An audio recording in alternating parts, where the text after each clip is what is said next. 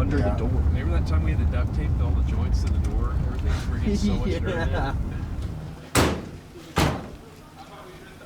No, I don't know the end from the beginning. I don't know where it's going to lead to or how big everything gets or anything like that. As long as there's something to say and the music still moves me and the words and the emotions that are behind them are real, then I'll wish to continue pursuing it. Mountain, mountain, it's good to see your face. Mighty wonder, high above the plains.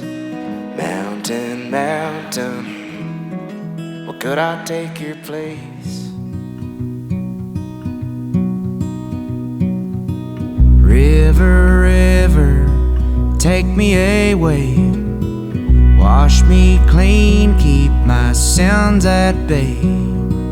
River, river, take me away.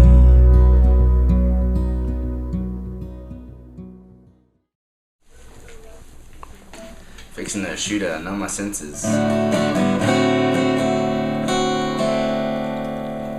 how does this make you feel? Are you excited? Yeah, I'm excited, dude. This is Sounded really great, awesome. man. Sounded real good.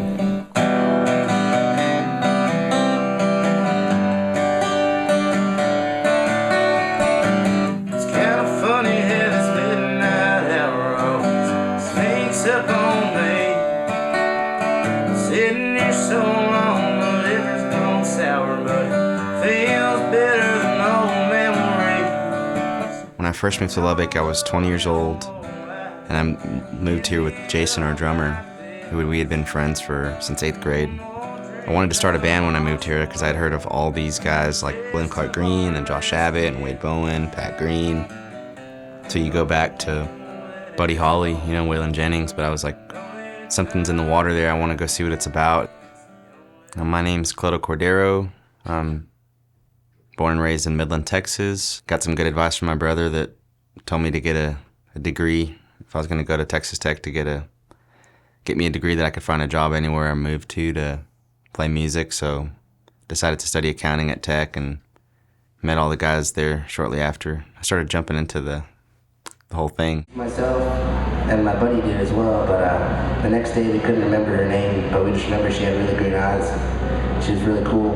So this is a song about that. It's called No Shade of Green.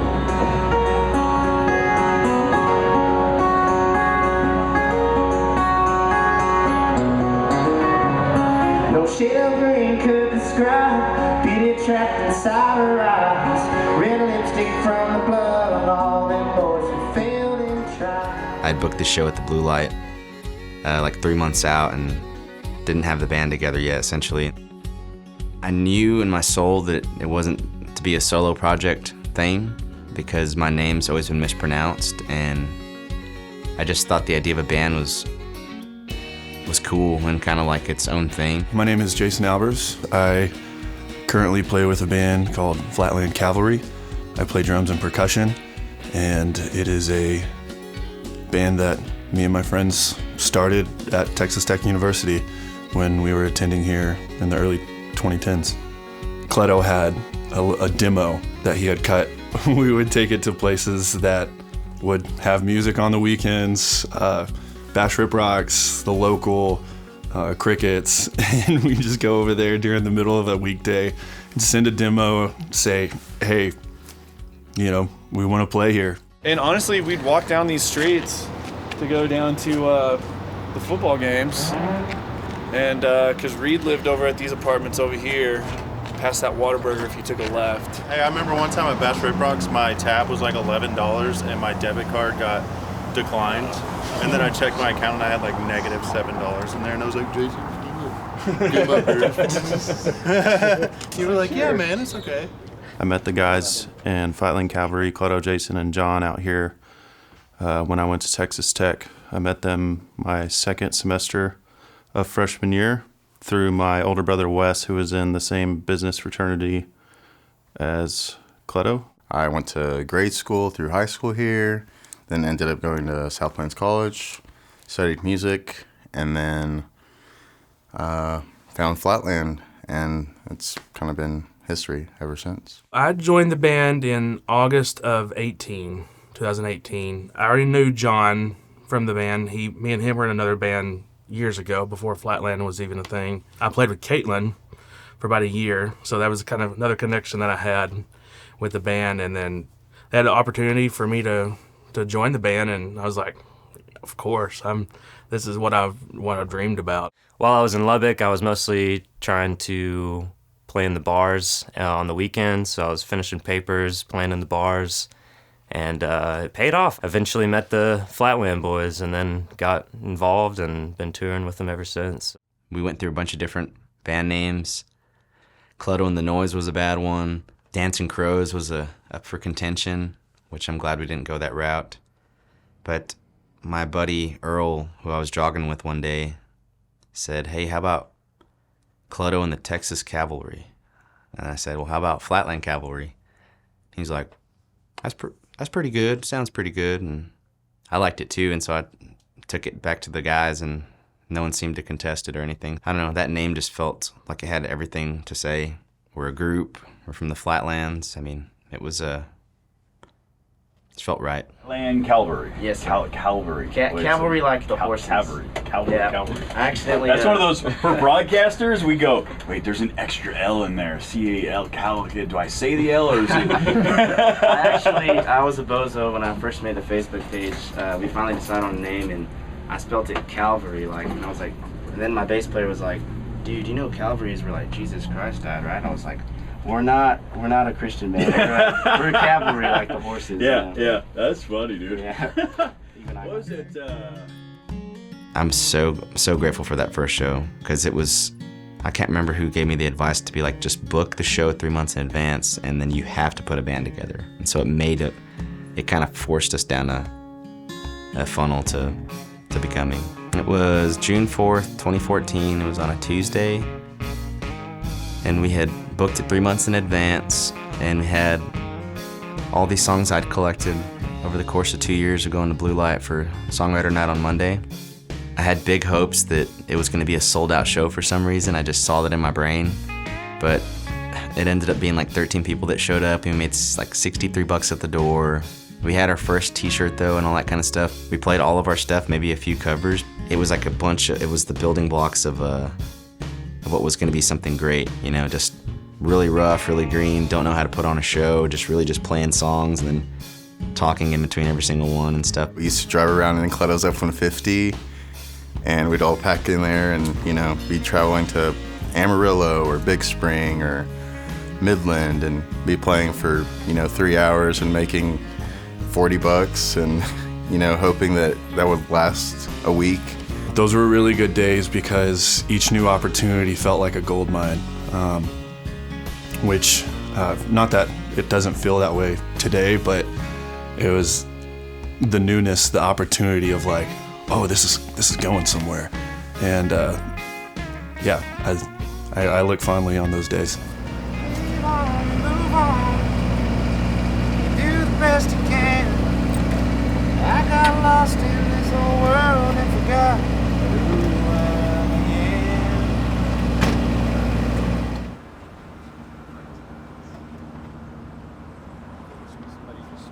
The 3-car garage is about the garage that is attached to the house where the band literally started. Drum set was literally in the corner, and yeah, that's where I went over, met Clutto for the first time, and then went back and jammed with Clutto and Jason for the first time. Lots of good memories in that place. Yeah, there he is. What up, D? D's here? What the hell? All right, let us out, bud. Let us out!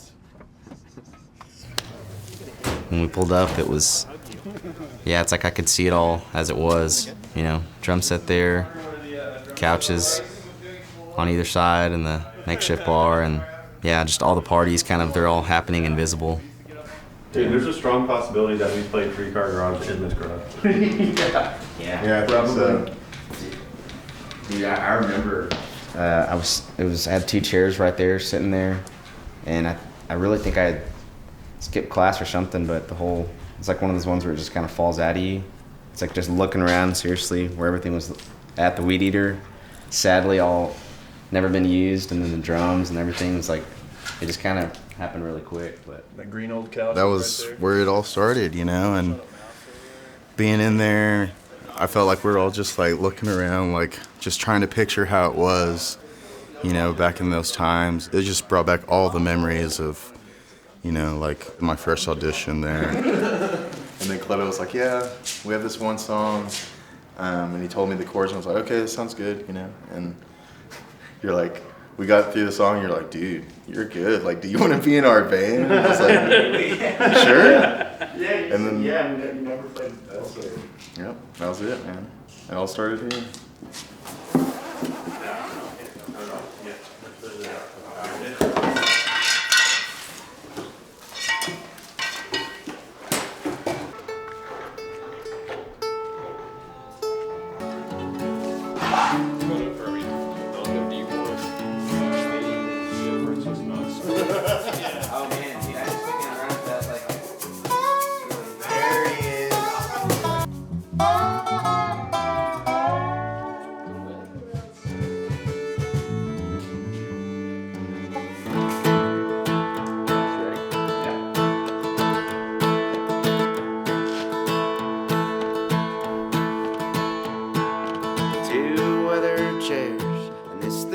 Car garage, solving all of my problems. Come as you are, panoramic view. On the other side, cooler in between us, stocked cold and light. Memories paint the walls, tell our story, a modest montage. That's you and me in our car garage.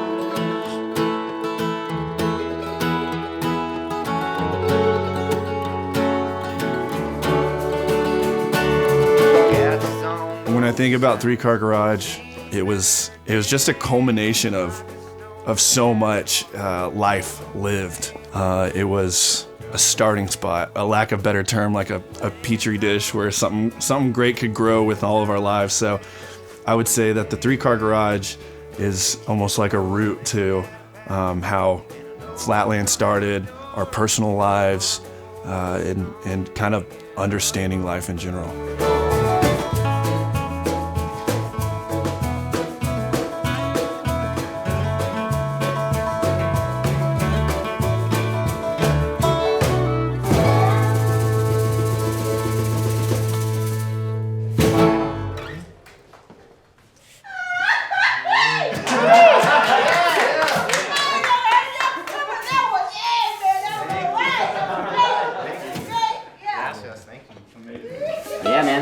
Unless we just want to sing another song for the folks. Yeah. What do you think? Y'all, would y'all care to hear another couple songs or something? As long as you want. Okay, all right. I think I might just turn towards Neville. The family that was there was really gracious, really sweet, and got to play a couple of songs for them, and that felt, it was choking me up because I was thinking of my dad. And there was a gentleman there that was an older one, and he looked like he was retired and kind of wheelchair bound and stuff. And his wife was speaking on his behalf, saying that as I was telling them about my family and my dad working hard, and you know, when quitting time came, he'd grab a beer and sitting under a tree and just kind of enjoying his element. And she spoke up and said, "Yeah, Salvador, the gentleman, older guy, was like, she's like, he was a hard worker and all this kind of stuff." And it was choking me up to think of him. Because it's like, that song's about, you know, honoring those, honoring what you do have and using it and being grateful for it. And I felt that in that little garage again, singing to those people. And so that was really a treat. And we joked around standing in front of the garage saying like, did you ever think we were all six of us gonna be standing here again? And they were like, no, I just never imagined it again. So that was cool.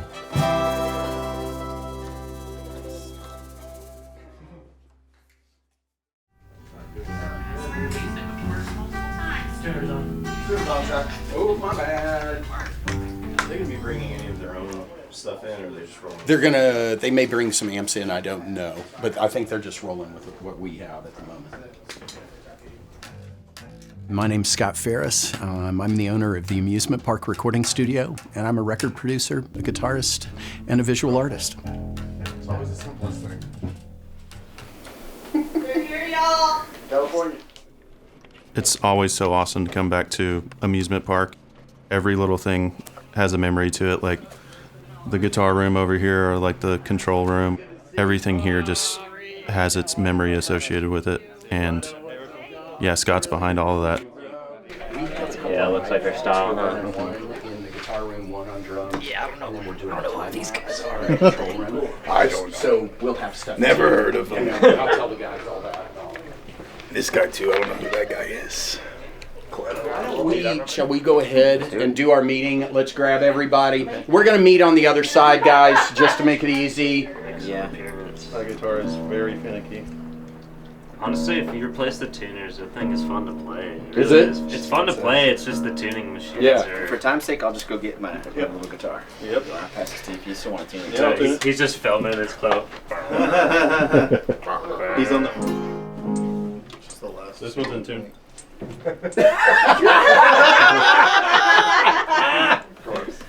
God, so good. Take me home where the air is dry and the cotton and the winter wheat grow knee high. Tell you, friend, I ain't seen a prettier sunset sky. A little windy, but I don't mind. Little breeze through my hair suits me just fine.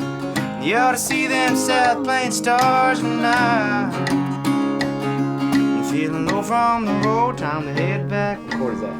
Flat 7. Like a little bit of loving to get me high. Great. It feels really good at 81. Let's try it at 82 just to see. Okay.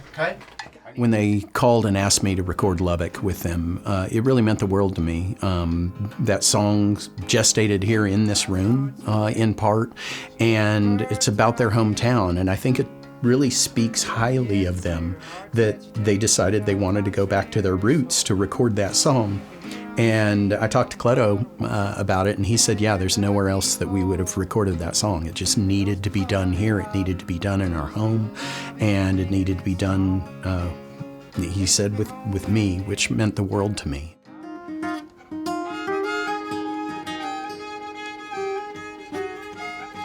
Yeah, so you were just right in there. You know, it's almost like... Working with Scott is amazing. I consider him one of my really good friends. One of the best producers ever, and he's always encouraging and so happy, energetic, and it just, that kind of rubs off on you. You're like, okay, this is cool. Let's do this.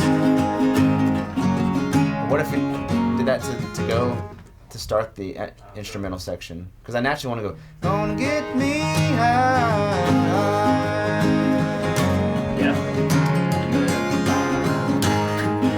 yeah. That feels natural. Shall we go make a record? Let's do it. Let's do it. Jason, you're up first. Okay. Get in there. We're gonna get Hi, Captain. We're gonna pull you Oh, guys. wow. That's, dude. I painted it yesterday. You did a fantastic job. Thank you. The brand looks really Thank top you. notch. I drew it by hand. Really? I did. That logo font's, girl. Can you listen to that? Is it okay? Yeah, it's going like a. Can I get a like even Perfect. Yeah. Thank you very much. Not right there, but over here or something. Spread it out. There we go. Well, I'm one of the few people that was probably around at the very beginning of Flatland Cavalry. Very first time I met Cleto, he was just a green kid. He'd never been in a recording studio. He was a passable songwriter at that time. He certainly wasn't the juggernaut songwriter that he is today, because he is one hell of a songwriter now. But he had this fire. He had a spark in his eyes, and you could see it. I've been like playing live for people for about a couple of years. Awesome, man. So yeah, I just I played in a singer-songwriter showdown just a couple of days ago on Wednesday. Yeah. And I got first place out of like 12 guys. Dude, congratulations. That's fantastic. Yeah, thanks, man. My life definitely changed when I was gifted a recording experience to record with Scott from my friend Roy and my older brother Chewy. On my 18th birthday, they gifted me studio time here, and that's how I met Scott and whenever I'd picked up the phone to call him when I'm sitting at my coffee table later on in the story, is I just knew he was the guy because I felt this comfortable energy around him, and he's a lot, and he's truly a mentor and a teacher, and I've always, since I've known him, I've been a student of whatever flows from his mouth. I love him, and without him too, I know we would not be where we are today. Day 2 of rehearsal. The whole clan's finally back together. Reed Dillon just showed up. We record this Saturday. It's gonna be a great. We're really excited about it, and yeah, looking forward to it. Don't you dare. You know, those early days were really special to me. The guys were really green. They were very young. They'd never recorded outside of the demo that Cleto had done with me. They'd never been in a real studio. They weren't even professional musicians yet. They were just a group of kids that had some special songs and were trying to do the best they could. There was one time he was fixing a mic and I'm sound checking, and I literally hit a cymbal that was right next to his ear. He's like, "What are you doing?" Like, whoa, you got to be easy on that, brother. I say all that because there was a lot of lessons learned, good and bad, and a lot of them came from Scott Ferris.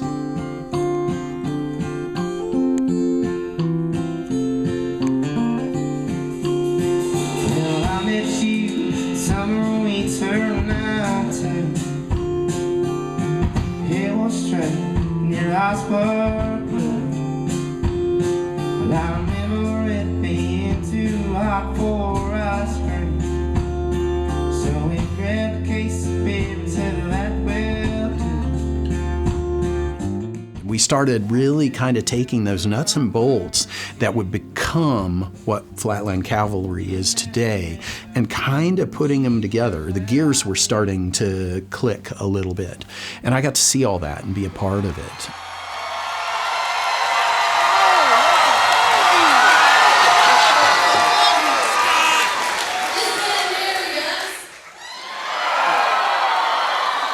Ladies and gentlemen, my name is Scott Ferris, and I am a record producer from Lubbock, Texas. I have known this band since their inception, and 8 years ago tomorrow,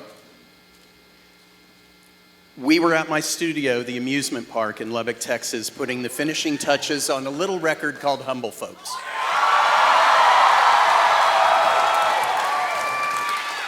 And Cleto had heard this amazing vocalist from Oklahoma and talked her into driving to Lubbock to sing on a song, and the rest of it's history, right? I'm here for a reason tonight, though, guys. Reed, Johnny, Wes, Jason, Adam, Cleto, Katie. I am here to tell you tonight that A Life Where We Work Out has been certified gold by the Recording Industry Association of America.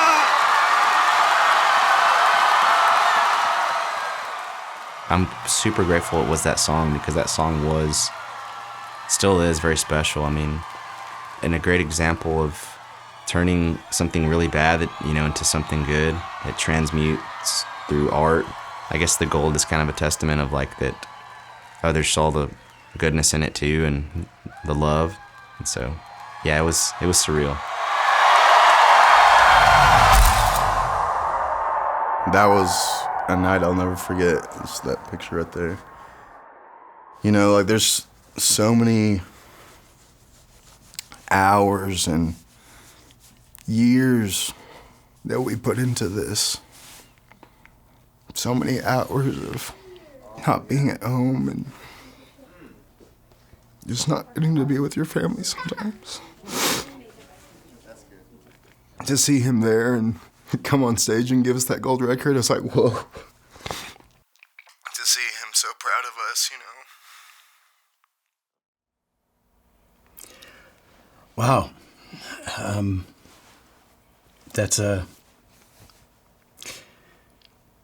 I'm not often speechless. It means the world to me. I feel bad. I wasn't gonna f***ing cry. But we got it. Wow.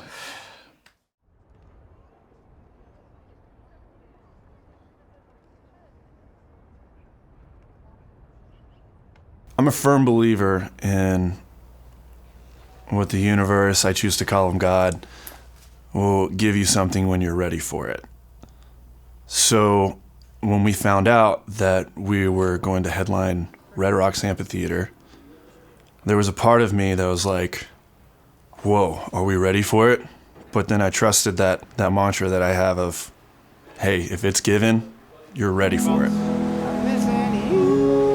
Yeah, after all that's done, you know how it does the riff one more time and then we do that extended I thing? think so. That's fine. Yeah, I just didn't want to drag it out. Okay.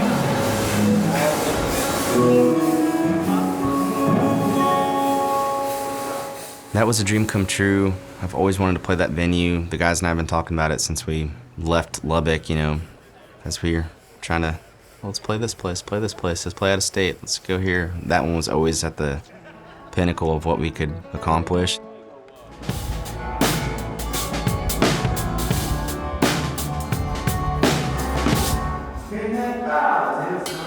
One memory that I have is when we were all still living in Lubbock. We were coming back from Fort Worth. We're driving on 84, the long highway from I-20 to Lubbock, and it's John's turn to drive, and he puts on Paramore live at Red Rocks. Someone just kind of murmured, "Man, one of these days we're going to play at Red Rocks," you know, and it's always kind of been sitting in the back of my mind. And in October of 2024, we got to do that.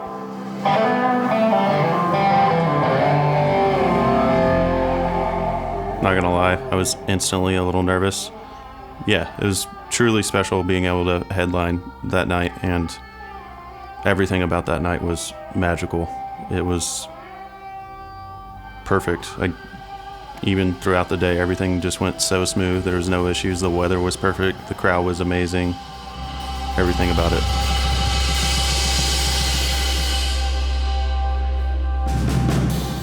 Are we there yet? Oh my god! Look at the stack. Oh my god. Yeah, Murph's like, don't look at the stack. That's 124. Got that trunk sale, man. Yeah, dude. No stamps here. Real deal, authenticated. I am signing the 92nd copy out of 200. Oh God, that was almost close. Posters for the show tonight. Make sure and get one. They're really awesome. The vastness of it is just mind-blowing. It's really hard not to like get emotional there when you're playing, because you can just feel everything. Like, all those people flew thousands and thousands of miles to go watch you play, and like, you just want to give them your best. I think the Humble folks are unique because they like authentic music, and they can tell and they can sense that we have something a little different cooking here. They're some of the best people in the world. We really do have some of the best fans. We usually try to talk to as many as we can. They're always telling us their story, or how they just heard about us, or they've been fans for life or forever, and it's so cool to hear everybody's story too. And we care about the fans. I mean, if the fans weren't there, we wouldn't be amazing music. That's who we play for. I've heard from other openers that have opened for us that have told us that playing for our audience is totally different than opening it up for another artist. They're very receptive. They have ears that listen. They have hearts that see each other and treat each other kindly. There was a point in my life where I didn't feel seen or heard, or, you know, felt bullied at times in my life, and so I never wanted to make anyone feel that way. So I'm grateful that that is how our fans treat each other too. And congratulations on your first headline, as well as the first of the thing. All headliners that come through, you join a lead company with Piece of the Rock. So you have now joined the the long list of people who put your name on history. Welcome. Congratulations. We got one for everybody. Wow. Thank you so much. Awesome. Love it.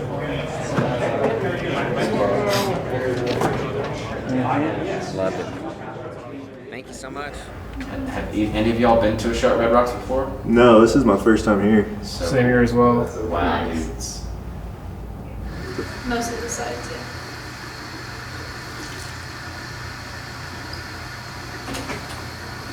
Is that it? It's going. Hello. Give a little, bringing out the mullet, boy. All right. Got a front row seat to a haircut. That's all that's happening. Is that enough wet for you? Yeah. I'm gonna have to like do like 2 ceremonial burn shots, and then I'm gonna just like do this. I'm just gonna run out of there. Yeah. Or else it will not end well. It will not. It's just at this point in the game, yeah. I've done it enough times that I can't do it anymore. I can't. I don't function well as a frontman if I live like a rock star. To me, like, I'm glad we played 10 years worth of shows for me to learn. It took that long to learn that there's a difference between like having a sip on stage and like celebrating but like to train yourself to like be show ready and all that stuff apart from anything else, you know? Yeah. Not to sound lame or like fortune cookie-ish, but it's just like, I don't know, I prefer it these days. And then, because then afterwards, it's like you're looking forward to, the drinks just, it hits so much better, and sometimes it makes my tongue a little slow. Yeah. Like slurring my words and stuff. So. Feels good. I'm wearing the shirt that I met him in today. Oh, cool. Yeah. And singing live where we work out. Yeah, that's awesome. It's the best $200 I've ever spent. It really was. I gave you $200. That was the best. I should have been a record deal maker. I should have made a better contract. I think if I lean upon the love got me into this game, led me to my wife, led me to all the people in my band, and I just have faith that love's gonna carry me through it all, too, if I allow it to. But I gotta get the hell out of the way. Look next to you. Look at your brother. Commit. Yes, sir. Dude.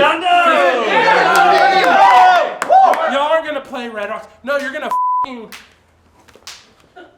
Mountain Song right out the gate.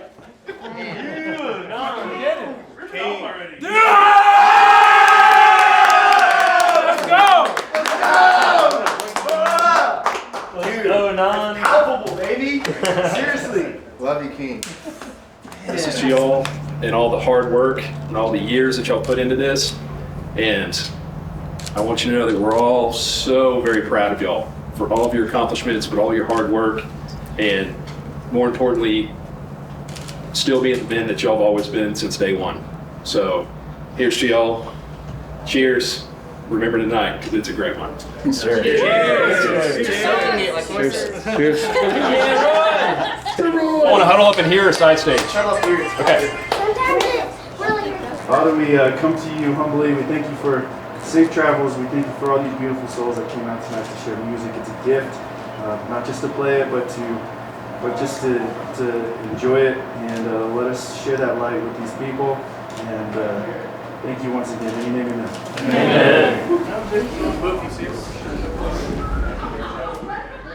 I've watched a lot of videos and of live shows there. Like, man, one day I'll get to play there. I didn't want to go there to see a show. I wanted to go there and play a show. Every song that we played that night, I had chills.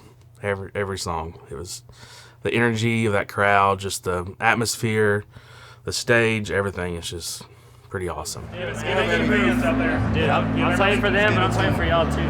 Hey, all fun, no fear? Yeah, that's right, dude. All fun, no fear. 1, 2, 3. All fun, no fear. One last second. Have a good show, man. Long way from the garage.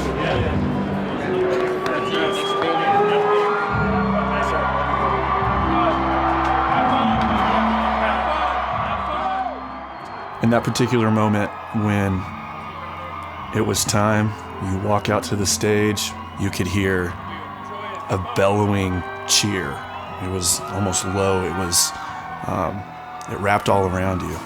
And it felt like, once again, that you can do no wrong. Just play music, play what you're here for, and join these people in music.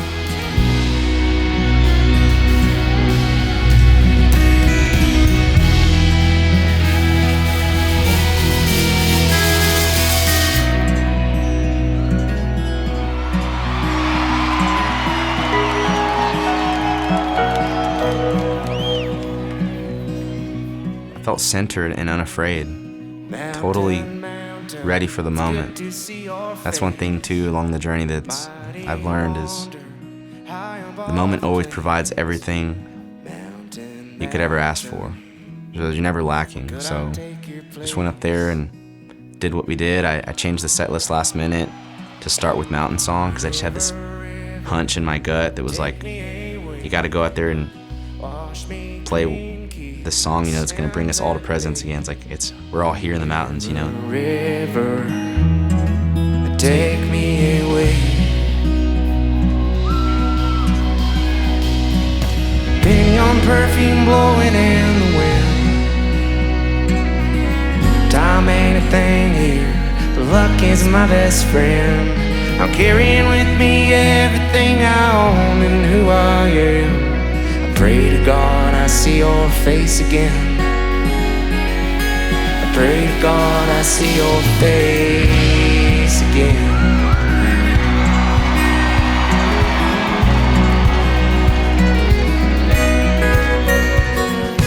Walking out, playing that song to start out was just like unbelievable, and the crowd just erupted.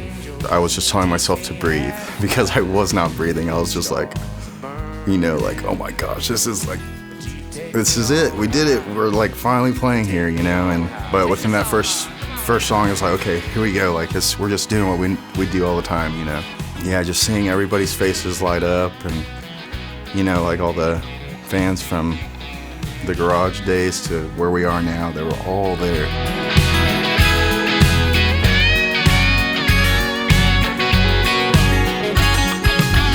Pine tree campfire will end all the night. Embers burning, shedding new light. When I saw the logo that they had cast up there on the rock that had our logo on there in light, it moved me during one of the last verse of Mountain Song. Like it choked me up and got in the way of the melody or something, but it's emotional. Keep me company tonight.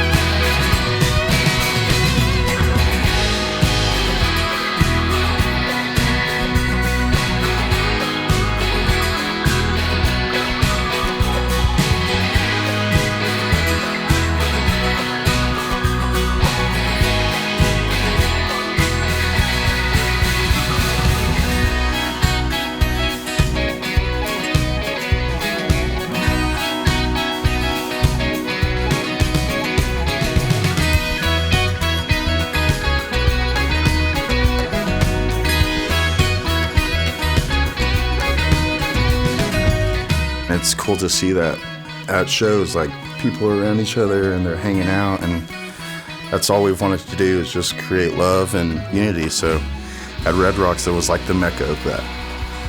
I mean, Hummel folks from all over the country, and so to me it was magical. It's truly magical.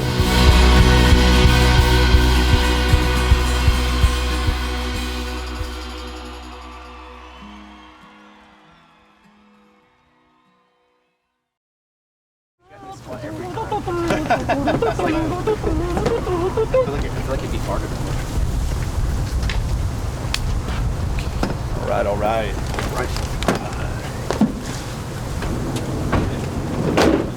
To me, Texas Tech is special simply because I think it's like a shining star. It represents a lot of West Texas in general, the culture, the atmosphere, and just kind of how people think. Hey, can I get one after? Thank you. I love Texas Tech. Had a great time there. Had a lot of fun there.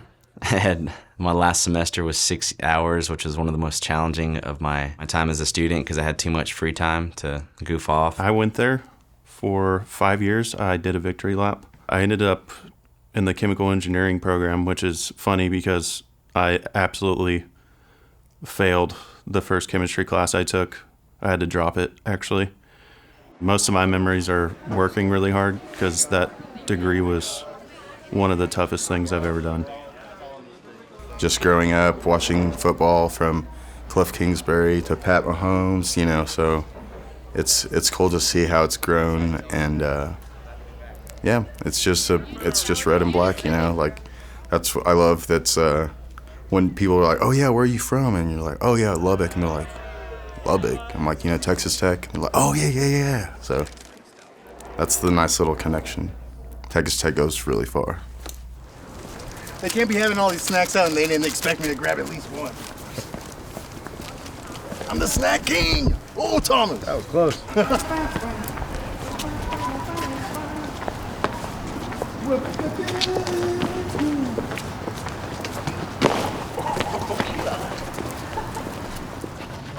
We finally get to your salad. Didn't think handheld. Hey, whole new meanings to handheld. It was a nice place to land for me. I went to 2 different schools before Tech. I traveled across the country away from home, came back, went through a smaller school, and then finally landed at Tech. But when I did land at Tech, it seemed like it was easy to settle in and make it kind of a home. The guys had already come and gone. I didn't meet them at Tech, and so I was, not that I knew I was going to be with them, but I was hustling. I was trying to get the degree and also play on the weekends, and it paid off because I joined, and right out I graduated, and a month later I played my first show with Flatland. Is it 3? Okay.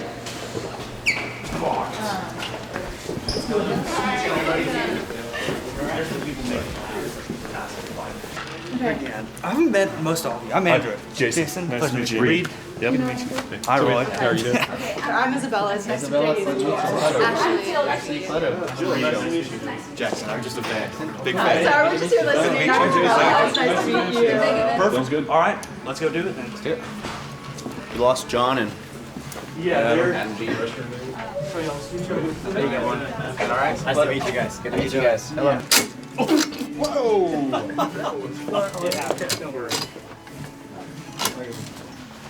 That was 3 Car Garage by the Flatland Cavalry, Lubbock's own.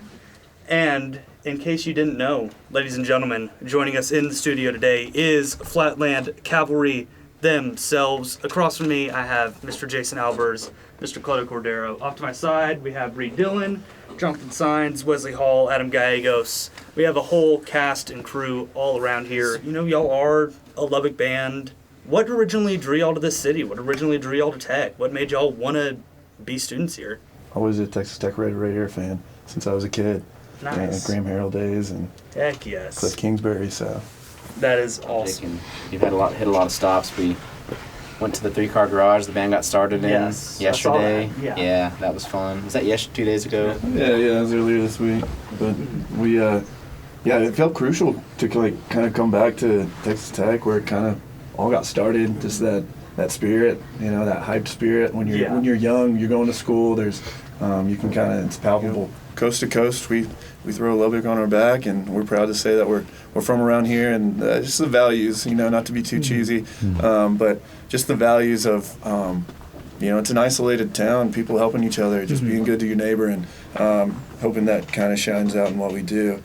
But yeah. I love the idea of this place where all these different souls from all different backgrounds are just coming together and mingling, and you're going to meet someone that you probably would have never had a chance to. So I love that it brings all these different people together.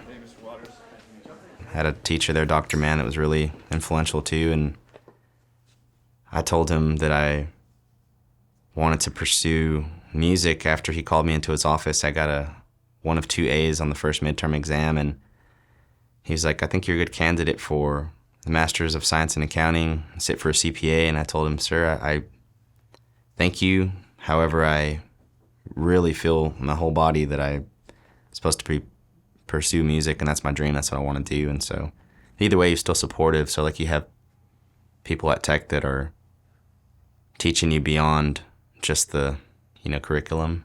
So they believe in you as they see you as who you are. Reed's engineering degree. He can go anywhere, do anything. Cleto's accounting. I went to the Health Science Center, occupational therapy, and it really felt like top-notch educators, truly. He's going to find out if Scott's wife, if he can get a hold of her, because I guess she teaches 2 classes today, songwriting classes. Thinking about popping in there. Yeah, So I do have an opening to swing by Amy's class, maybe for like 15 minutes, 20 minutes or something. Can we just drop in? I'm here with all the guys and everything. We're visiting Broadway.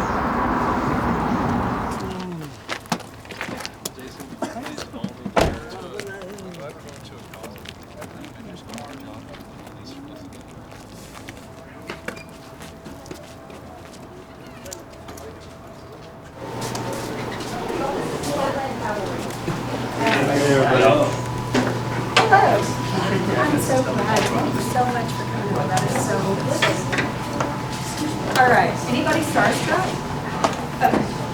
That's the reaction it was going to be. Here's my project time. We're doing new colors. Writing 3 pages every morning. She calls it morning pages. And what it's supposed to do is kill your critic, which is that voice in your head that's like, this is not good.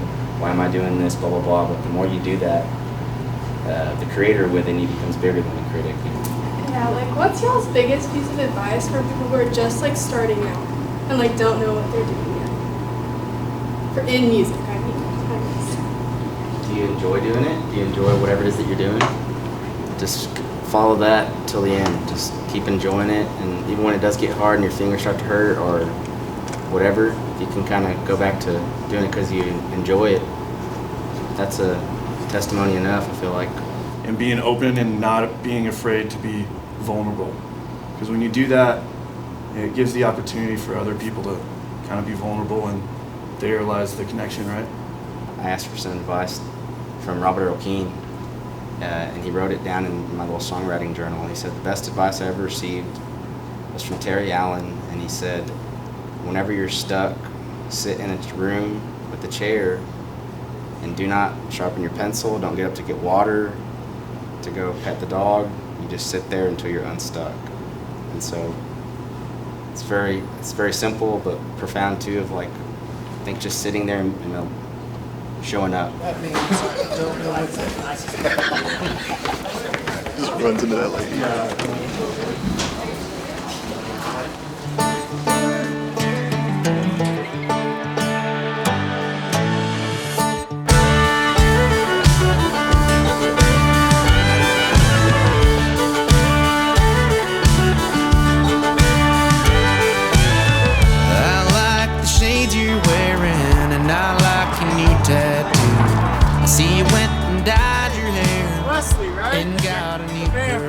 Y'all play tomorrow?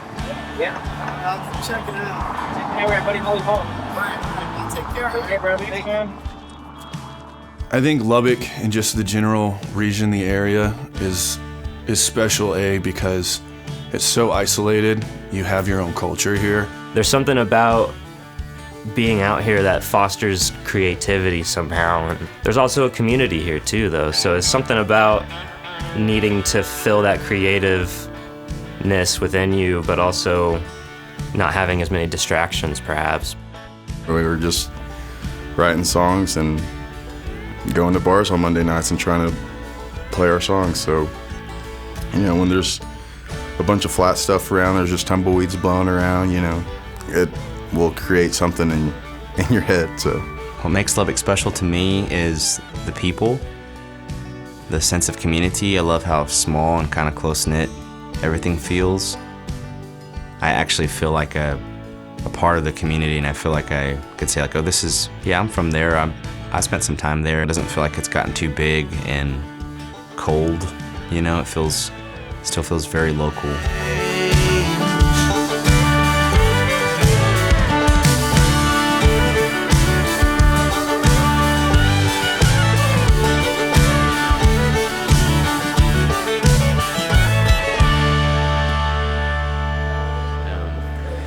And this is a great shot. That's why Blue Light is the best, because they showcase all these incredible artists that have played here. If we start here, we've got Mr. Red Shahan, John Edward Bauman, Zach Wilkerson, BJ Barham, R.C. Cooper, R.C. Edwards, Sean McConnell, Brandon Adams, the King himself, Randall King, Wade Parks, local Lubbock legend. This gentleman's a part of the Black Lilies, I believe. Yeah. Drew Parker, great songwriter. Loving Life with Caitlin Butts. Blue Light will always be the second home. I mean, it's just, I think I started playing there in 2010. I always heard about it growing up in my early years, and I was like, man, that'd be so cool to play Blue Light. Just hearing like Wade Bowen live at the Blue Light back in the day, and I was like, this sounds like a great venue, great town, and I'm glad I got to do it early on, and then it's definitely made an impact in my life and career.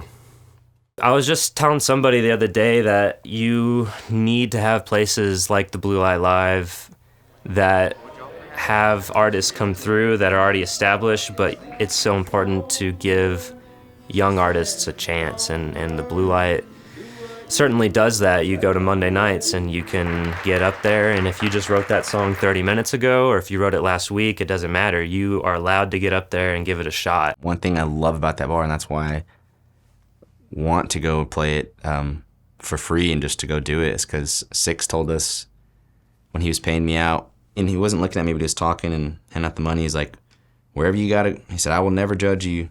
So wherever you have to go in this town to make money, I will never judge you. I just want the best for you guys, and want you to be as big as you can get. And if it means you're not playing here, I'm never gonna hold a grudge about it. No other place we've ever played has said that to me.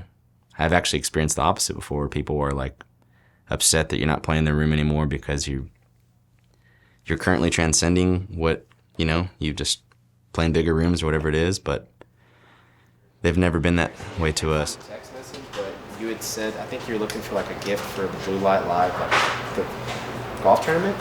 And you asked if you made neon signs. Yeah. And I said I would look into it, so we looked into it, and we made a little sign. No way. Obviously, this is your bar. If you want to put this wherever you want to in the bar, they hung it up there. But that's crazy. Yeah, we can do the unveil. Whether you I haven't want even seen it, and I love it. So, is this the only one in the world? This is one of one. The one and only. Wait, how do I pull it, Carrie? You can pull it straight down or out, so you don't have to lift it. It's just gaff tape holding it up. Wow. That is awesome. Our brand is forged in the flames of the Blue Light Live. That is crazy. I love the location. I don't know if I'm gonna want to move it anywhere. Dustin Six and all the crew over there, Lance and all of them at the Blue Light have always been just so good to us, and it just felt right to give back to them. Just, you go in there and you see all the neons on the wall, like different bands like Randy Rogers and Mike McClure and William Clark Green. Like, man, I wish we could have one up there. And just to present it now, it's just going to be amazing. I appreciate you guys, man. Thank you. Really awesome. 1-1. Thank you.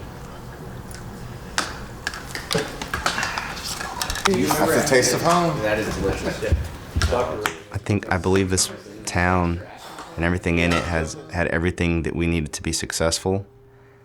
Support from the community, a local venue that gives you a platform and a voice to share your truth with, a listener base, an audience with the college crowd, Red Dirt Rebel helping play your songs if you do duke it out at Blue Light several times and write a good one that might play it on the radio. I think definitely this place was essential to our success, and our ultimately everything that we're doing right now is founded because of a place like Lubbock. Whoa, wow.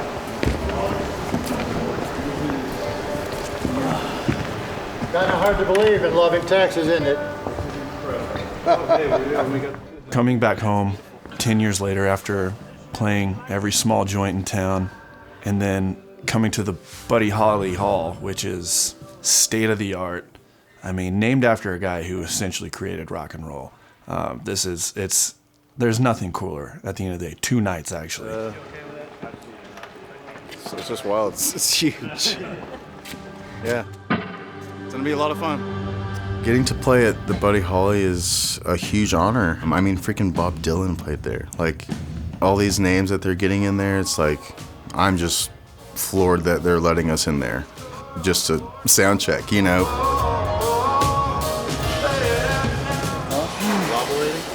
When I was 15, I started using these bands. Well, not these bands, but till the other ones cut off my circulation. But like I said, I feel like I could probably make a splint or something easier, but don't fix what's not broken. And then I use a little pine tar as well, aka Gorilla Snot. It's just pine tar, so. It smells pretty decent. It's like what baseball players use on bats, but either way, gives me that kung fu grip, baby.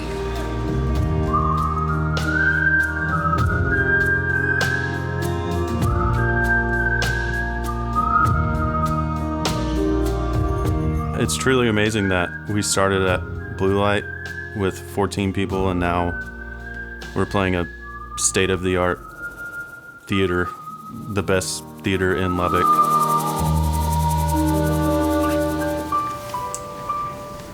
After how many does your hand start to cramp? It's more You of gotta not tense up. You gotta. It's more of a patience game, I feel like. It's more of the existential thought of dying. It's. I bet these will drive faster. Okay. And where is that was on G. It's incredible to know that there's a reception of the community, but there's still like this thing at the Blue Light or anywhere else where, once again, you're chasing this feeling, this whatever. It's the same thing will be there at Buddy Holly Hall, just on a bigger scale. I'm only nervous when I come home. It's really weird. We've played everywhere all over the world, and only when I come here is when I get nervous. Just because, like, this is who I'm playing for. These people, you know? So I want to give them my best. Yes. Love you. Until the next time. Yeah, you too. Enjoy the show. Bye-bye. Bye-bye. Love you. Yeah, have a great show, guys. She'll leave you with a smile, I think it is. It's one of the George Strait songs. Yeah, that's right. Yeah. Jay Knowles, I wrote it with him, so I think he wrote that song, but it's called It. We're just talking about love. It's the sunset, it's the breeze, it's the changing of the leaves, it's the breath that you breathe, it's a song. It's the goosebumps on your neck. It's as loud as the crowd can get. It's a kiss from a girl or a guy or a dog or your mom. And it's black and it's white and it's green and pink and blue. It is what it is. It's the only thing that's true. And it's love, it's me and you. That's awesome. Thank you. I don't know what to call it. So have you heard that before, John? Nope. Wes, you heard it before? You heard that before? He does this all the time. Like he'll play a new song. I'm just like, what? Like this is so awesome, you know? Thanks, bro. See, what's happening here is, in a bit, he's gonna, as soon as he knows the cameras aren't around, he's just gonna go back to hanging out on his phone. Roy does best, his best work when you say, hey, let me take a picture of you while you're working. It's my all-time favorite thing. It's the industry standard for TMs.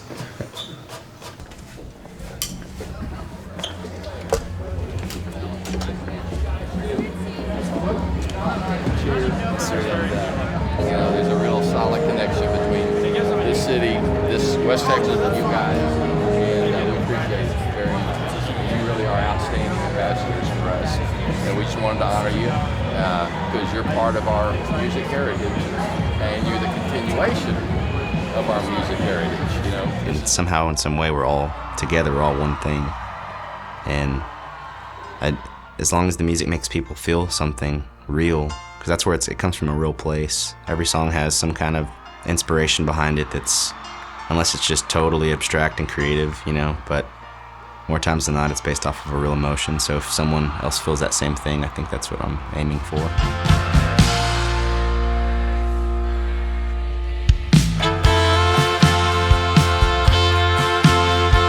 Shining all the stars up in the sky. What a thing to get myself into. I'm still here, red, white, and blue, falling under. Last American summer. Oh, falling under. Last American summer.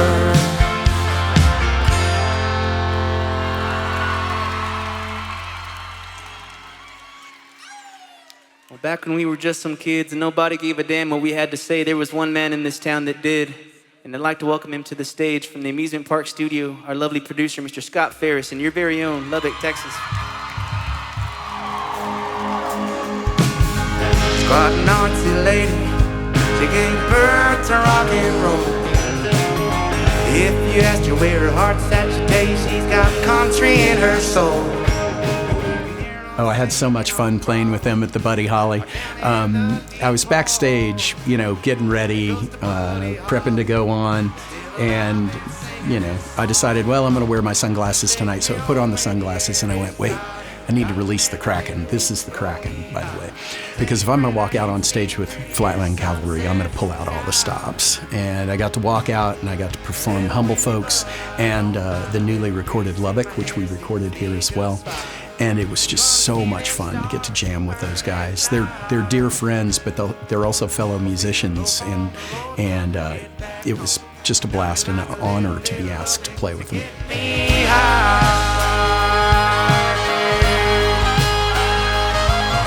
Well, farmers working hard all week, breaking their backs, sending prayers to an autumn harvest.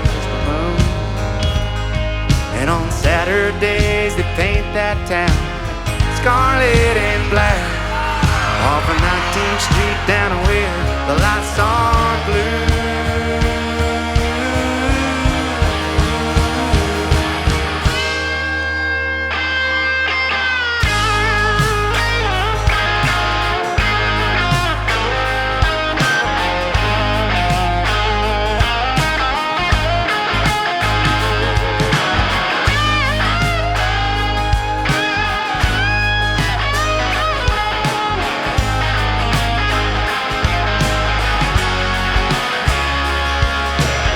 Take me home where the air is dry and the cotton and the winter weeds grow knee high. I tell you, friend, I ain't seen a prettier sunset sky. Well, Flatland Cavalry, we love you so much, Lubbock. Thank you for listening to us tonight, y'all.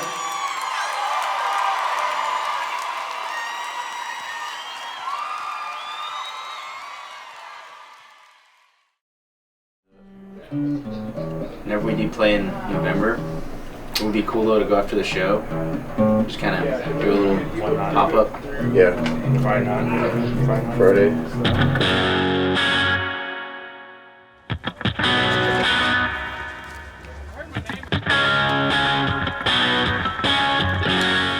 On Thursday, we play Buddy Holly Hall, and afterwards we go over to the Blue Light. And the last couple of weeks, we've been working up some mostly covers. We're just there to have fun, so I think we're there to show how we've grown as a band. I think all the band members are gonna sing their own song, and kind of just have a good time and celebrate music, celebrate whatever, whatever you want, because the Blue Light's the place to do it.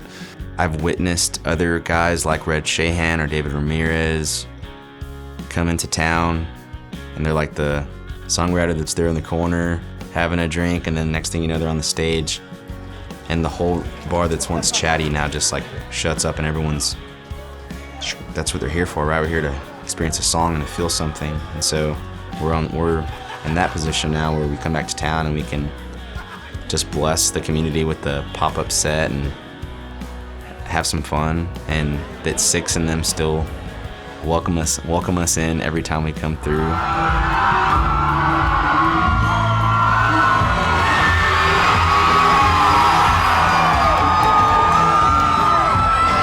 Countryman.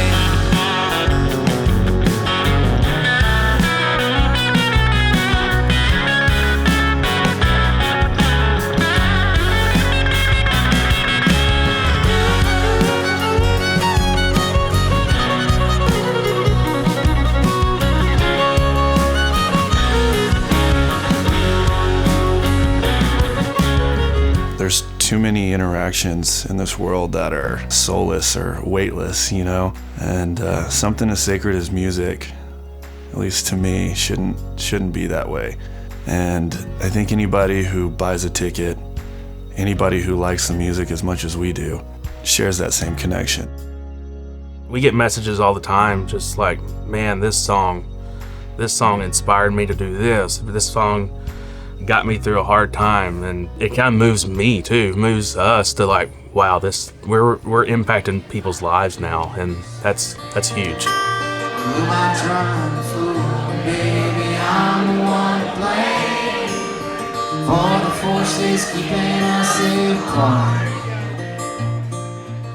At times I wrestled with it in my soul, like of like, what am I doing? And I remember like I would literally like come to Jesus moment, like where I like found spirituality. It was here in Lubbock, and I was trying to understand deferred tax assets. What is that? What is this? How do I do this? I sat there for hours agonizing over something I couldn't understand, that I didn't want to understand. And so I was just so mad. I just remember yelling at the sky. I'm like, but this is bullshit. I was like, where are you? And right when I said that, I felt this like into this little still small voice. It was, I've always been here. Where have you been? And it just melted to a puddle right there as I'm walking to my car, freezing my ass off, crying. But in that moment, in that day where I lashed out at God and He talked back to me, I started to like not try to do it all my own way and do it my way. But it really, I think you have to break and be rebuilt into what your truth is and what your heart wants you to accomplish, or else you'll always feel torn back and forth. So say a prayer, turn out the lights, sign up my pillow tight. I'll be waiting soon, my dear, if only in my dreams. So say a prayer, turn out the lights, sign up my pillow tight. I'll be waiting soon, my dear, if only in my dreams. Y'all keep showing up to the Blue Light Lobby. Especially on Monday. Good night, Lubbock, Texas. We're Flatland Cavalry. Thanks for hanging with us.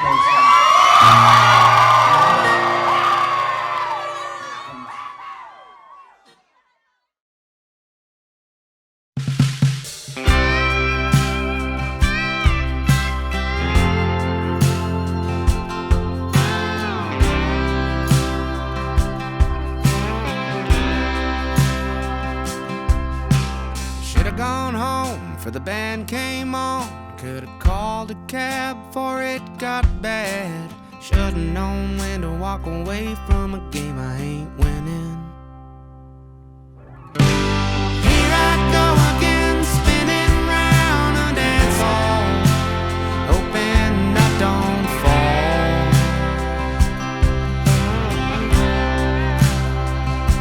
Yeah, I'm glowing, floating higher than the ceiling, feeling 6 foot small. Not sure why tonight I thought it'd go different. Here I go again, spinning.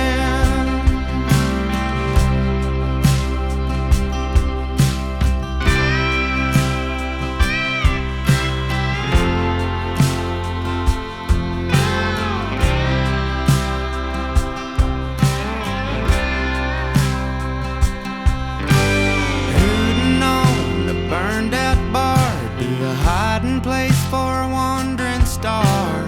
Darling, you look lost and I feel found. Guess the universe is on your